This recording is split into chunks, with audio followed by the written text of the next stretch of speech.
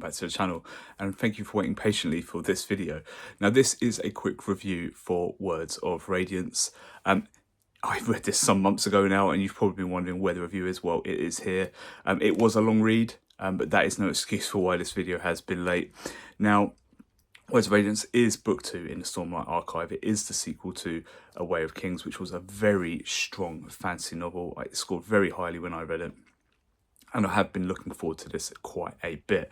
Now, it is a real mammoth. This is over 1,300 pages in length, but I think in paperback it's more like 1,100 odd, so it probably looks a bit more manageable when the page size is bigger than this paperback here. But it is epic fantasy, you know. This is classic epic fantasy, or modern epic fantasy, as you will. This is what you expect. You expect these big, long, beefy novels. And I've got to say, what you want from a sequel, especially to something as strong as A Way of Kings, which I thought was a very, very strong first book, is that you want it to up the stakes, and it does that. You want it to develop the characters, and it does that. You want more action, more set pieces. It does all of that, and it does it really, really well. I would actually go as far as to say it's 2/3 of the way through this novel. I was blown away. I actually thought this might be the superior novel to A Way of Kings.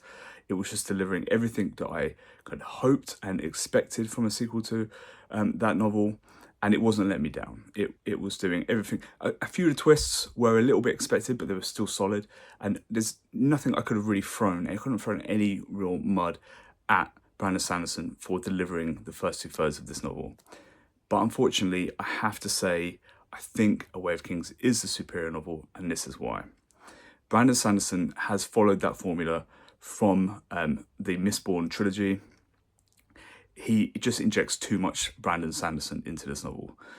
Around 2/3 of the way through this novel, he decides he's going to just start explaining systems and mechanics to you, world systems and magic systems, that it just interferes with the momentum, with the pacing that is written into the novel. I don't think it's good kind of storycraft at the end of the day. I do think it kind of just interferes, it interrupts the flow of this great novel, and it just tarnishes what would have been an almost perfect delivery of a sequel.